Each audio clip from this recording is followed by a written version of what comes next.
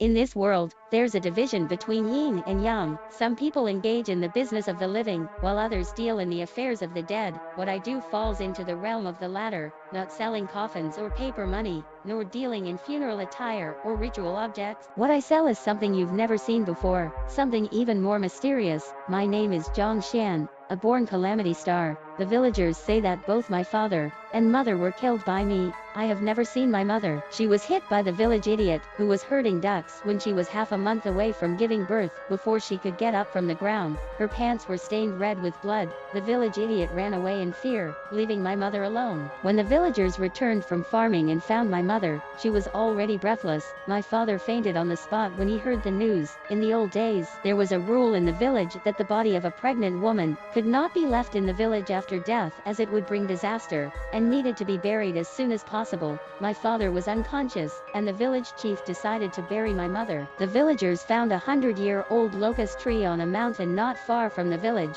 dug a shallow pit under the tree, wrapped my mother in a ragged straw mat, and put her down. When they were filling the soil, a loud cry suddenly came from the pit, scaring away the onlooking villagers. My father woke up, heard about this, and hurried up the mountain. He dug open the shallow layer of soil with his hands and took me, who was dying, back home. I don't know if it's because I was suffocated in my mother's belly for too long, but my eyes were not good since I was a child. When someone put their hand in front of me, I could only see a blurry shadow, and couldn't tell how many fingers they were holding up. The children in the village gave me a nickname, Zhang Bangxia, when I was 8 years old. There was a plague in the village. Many people died. Many villagers could hear ghost cries at night, and everyone was in panic. The village chief invited a barefoot immortal, who danced in the wheat field at the head of the village for half a day, saying that he had superseded the ghost. At that time, my father was holding me to join in the fun. When the immortal saw me, he retreated like a ghost. He told my father that this child was a born Death Star, and must not be kept by his side,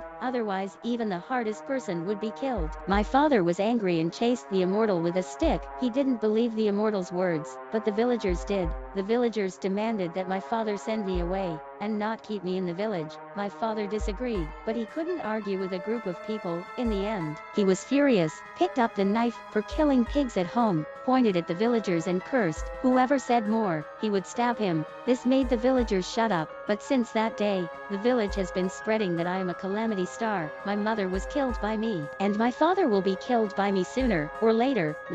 My father often drank alone. I was young and didn't know how to persuade him. I didn't expect him to drink his life away on my 9th birthday. My father sold the newly cut leeks and bought me a cake and a bottle of Nilanchan for himself. After many years, I still remember that the cake was very sweet, strawberry flavored, and I also remember that after my father drank too much, he held my mother's spirit position, muttered her name, and cried loudly. That night, my father died in bed. A few days later, the old man who sold wine in the village was arrested by the police. The charge was selling fake wine adulterated with industrial alcohol. My father's funeral was handled by my 2 uncles. At that time, the country had changed its policy, abolished earth burial, and promoted cremation. During the gap waiting for the hearse, the village chief asked my 2 uncles who would adopt me. Both of my uncles were silent. They looked at me with fear, as if they had seen a ghost in broad daylight. Later, I was tricked by my 2 uncles into the welfare institution. The children in the welfare institution are all like me, without parents, each with their own misfortunes. The difference is that they are often adopted by people. But I am not, because I am half blind, because my eyes are not good. I have suffered a lot in the welfare institution, whether it's children older or younger than me. They all come to bully me. I am often kicked from behind by people. When I turn around, I can only see the blurry shadow of running away, and the laughter of Schadenfreude from all directions. Even during meals, I would be robbed of the chicken leg that I could only eat once in half a month. Sometimes I would even eat the thick flag that others secretly spit into my bowl, which was especially fishy and salty. I often cry and want to escape from this hell-like place, but my eyes that can't even see people's faces can't find the door of the welfare institution at all. I once had the idea of suicide. During meals, I secretly hid the fork in my sleeve, thinking about stabbing the fork into my throat when it was quiet at night, but in the end, I didn't have the courage. This life worse than death lasted for 3 years, and then I met the angel in my life. She was a girl named Li Zhu, 5 years older than me. Her parents and brother died in a car accident, leaving her alone.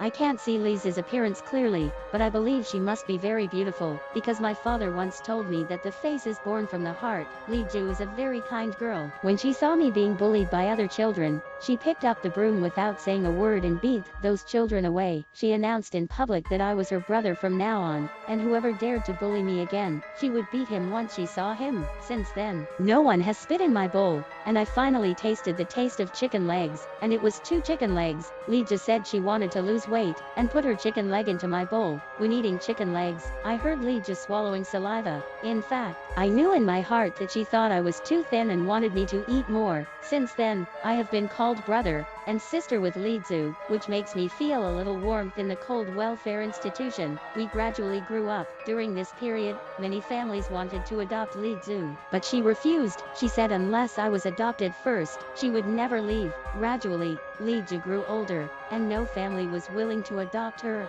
I often blame myself for delaying Li Zhu. Li Zhu always says indifferently, "What's the fear of not being adopted? In the future, my sister will earn money to support you." When she became an adult, Li Zhu had to leave the welfare institution. Every weekend, she would come back once and bring me some delicious snacks. But not long after, rumors about Li Zhu began to circulate. Some people said that Li Zhu couldn't find a job after leaving the welfare institution, and finally went to a nightclub and earned money by selling her body. I fought with the person who said this, and the result was, of course, that I was beaten with a blue nose and a swollen face. When Li Zhu came to see me, she was very distressed. She blamed me for fighting with others even though my eyes were not good. What if I was killed? I asked her, "Sister, do you really work in a nightclub?" Li Zhu was silent for a long time before she answered me, "Does it matter where I work? As long as I can support you." That day, my heart etched like a knife. I suddenly realized that my feelings for Li Zhu had quietly changed over the years. I fell in love with her, and since that day,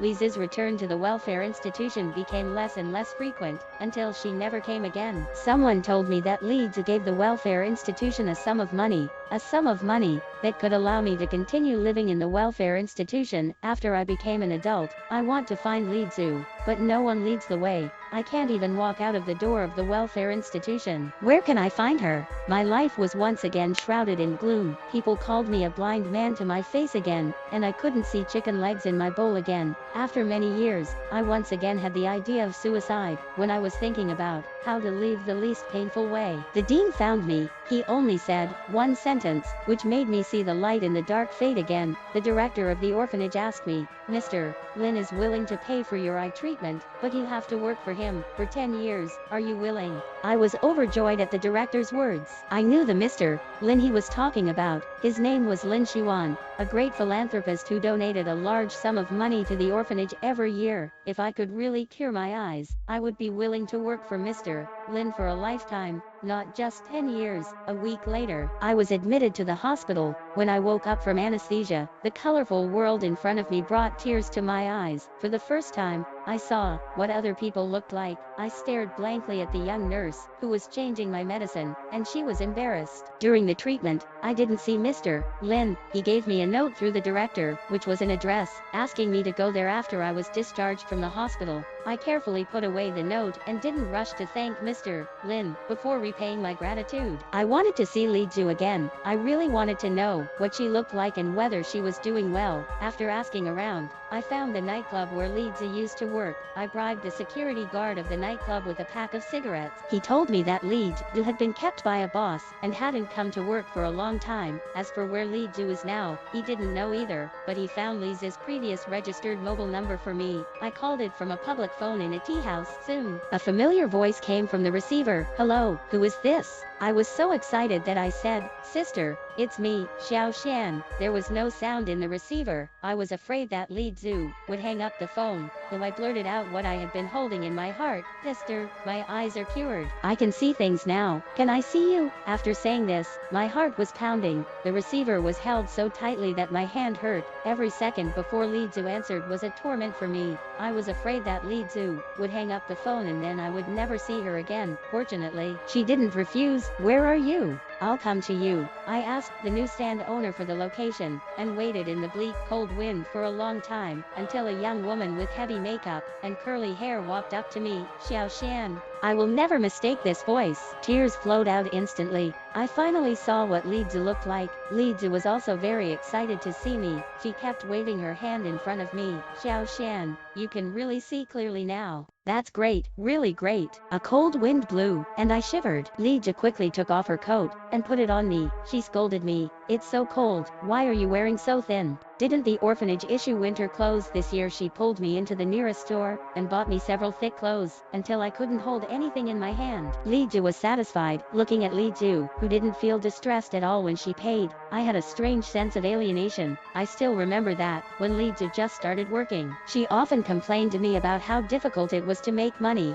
and told me to be careful with money in the future. Xiao Shan, you haven't eaten yet, have you? There's a restaurant that my sister really likes. Let me take you there. Li Zi pulled me into a Western restaurant. She ordered the most expensive steak for me, but I was timid in front of the knife and fork I had never used before. Li Zi asked me why I didn't eat. I had to say that I was not hungry. Li Zi might have realized something. She helped me cut the steak in the plate into small pieces and let me eat it with a fork. The steak was very fragrant, but I felt like chewing wax. I plucked up the courage for a long time and finally expressed the feelings I had suppressed for years. Sister, I like you. After a long silence, I got Li Zi's cold rejection. We are siblings. I was not reconciled. We have no blood relationship. We can be together. Sister, come back. My eyes are cured. Let me earn money to support you in the future. Li Zi laughed, but it was a mockery. She pointed to her hair with her manicured fingers. This is my hair that I just curled this morning. Do you know how much it cost? 800.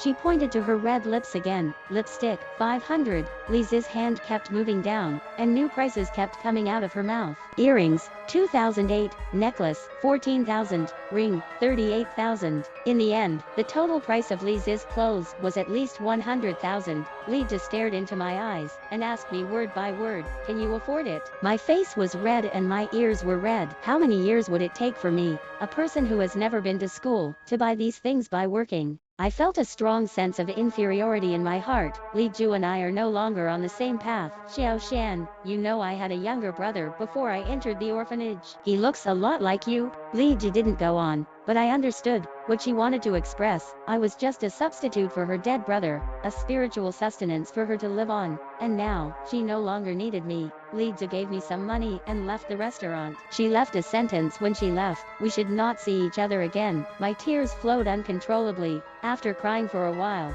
I got up to chase her, without even taking the clothes Li Zi bought for me. As soon as I ran out of the mall, I saw Li Zi kick a beggar away and get into a taxi from a distance. I stood in the cold wind, feeling helpless, as if I had been abandoned by the whole world. I don't know how long it took, but I was awakened by a slightly old voice. Young man, wipe your tears. It's hard to cure your eyes. Don't freeze them again. I wiped my tears hard and looked at the person who was talking to me. It was an old man with white hair. He was wearing a cotton-padded jacket with holes in it, hunched over, and holding a porcelain bowl with a broken corner in his hand. It was the beggar who was kicked by Li Zi just now. I asked him in confusion, Grandpa, how do you know my eyes were bad before? The old man laughed and said to me, when I was young, I learned a little bit about face reading. You can see clearly, but you don't focus. You must have just cured your eye disease. The old man shook his broken bowl, with only a few steel coins. Pity the old man. Give some money to buy food. I took out the money Li Zi gave me from my pocket. They were all brand new red banknotes. I hesitated for a moment, but still took out one and prepared to give it to the old man, who knew that after the old man took the money, he took another one from my hand.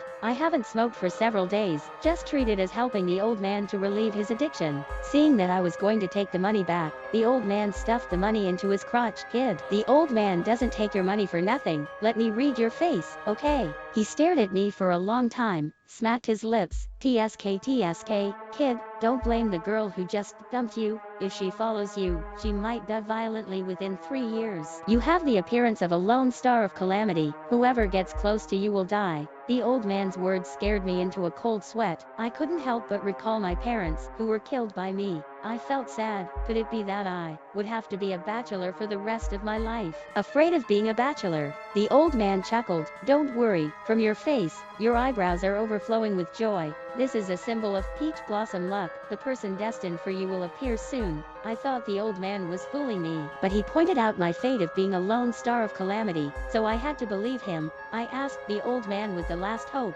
Is my peach blossom the girl just now? The old man sneered. Which one? The one who kicked me. Forget it. Her forehead is dark, and there will be a blood disaster soon. I was shocked and hurriedly asked what was going on. I knew that at this time, a security guard ran out of the mall and yelled at the old man, "Go, go, go. No begging here." The old man ran away like a mouse seeing a cat. He was so quick that I couldn't catch up with him. It was getting dark, and the No. 3 bus back to the orphanage had stopped running. I remembered that the address given by Mr. Lin was not far from here, though I decided to go and see Mr. Lin. Furthermore, I had promised to work for Mr. Lin for 10 years. My father often taught me to be grateful before he passed away, and I kept his words in my heart. I took out the note from the director and followed the address on it. In a slightly quiet commercial street, I found Mr. Lin's shop. The shop was decorated in an old-fashioned style, a 2-story building with a bamboo pole sticking out of the second-floor window, holding a diamond-shaped sign with the word tea on it. This was a tea house, and the doorplate had 5 gilded characters, by Xiaosheng Tea House. The lights were on in the tea house, and I knocked on the door and went in. As soon as I entered the tea house, I smelled a strong aroma of tea. There was a small stove on an 8-immortal table with a teapot simmering on it, bubbling with heat. I looked around, and the decoration of the tea house was very unique. There were 4 red pillars in the hall on the first floor, each wrapped with dragons of gold, silver, green, and purple. These 4 dragons were showing their teeth and claws. Their eyes were vivid, and they looked very lifelike. Looking at the 2 sides of the counter, there was a black pixie on each side, but the 2 pixies were in different shapes, one stepping on a mountain and the other on a cloud. The most eye-catching thing was the dozen or so scrolls hanging on the wall of the tea house. Each scroll had a monster painted on it, such as a snake spirit, a tiger monster, a fish demon. Each monster was depicted very vividly, especially their eyes, which seemed real. For a moment, I felt as if I was being watched by the monsters, and I was creeped out. "Is this guest here for tea?" A slightly hoarse voice came into my ears. I looked in the direction of the voice, and a middle-aged man in plain clothes was at the counter, gently wiping a teacup with a white handkerchief while looking at me. I asked him a little awkwardly, "Hello, is Mr. Lin Xuan here?" The middle-aged man put down the teacup in his hand, and came out from behind the counter. "I am. What can I do for you?" I knelt down to Mr. Lin and thanked him with tears in my voice. "Thank you, Mr. Lin. For your kindness I was willing to kneel down. If it weren't for Mr. Lin, I would have been blind for the rest of my life." Mr. Lin guessed who I was, helped me up, and asked me with concern, "Zhang Xian, right? How is your eyesight recovering?" "Thanks to Mr. Lin, I can see clearly now," I said nervously, clutching the corner of my clothes. "Mr. Lin, I'm here to fulfill my promise. From now on, I'm your worker. Whatever you need me to do, just tell me." I thought that since Mr. Lin was running a tea house, he would need nothing more than a runner to make tea. This job wasn't difficult, and I should be able to do it well. Mr. Lin laughed and said, "You came just in time. I have to go out for a week. You can help me watch the shop." I was a little embarrassed. It wasn't that I was unwilling, but that Mr. Lin hadn't taught me anything. If a customer came and I didn't serve them well, wouldn't I be ruining Mr. Lin's reputation? This wasn't repaying kindness, it was more like revenge. Mr. Lin saw my worries, and explained, "My tea house is usually quiet. If a customer comes, just tell them that the boss is out, and ask them to come back next week. And it's not just you watching the shop. My daughter will help you." He called out to the second floor, "Xiao Lu, I'll play and come out." There was a thumping sound of footsteps from the second floor, and then a door opened, revealing a girl in a bunny pajamas. The girl was pretty and clear-eyed. Her face was not painted with any rouge, but she was still youthful and beautiful. She ran down from the second floor with her long legs, stopped in front of me, blinked her shiny big eyes, and looked at me curiously. A chill came over me, and I couldn't help but shiver. The heating in the tea house was very warm, but the girl seemed to have been frozen outside all night, and she was full of cold air. The old man was so drunk that his tongue was not straight. He pointed to the tea cabinet behind me, and said, come a pot. Ascension wine."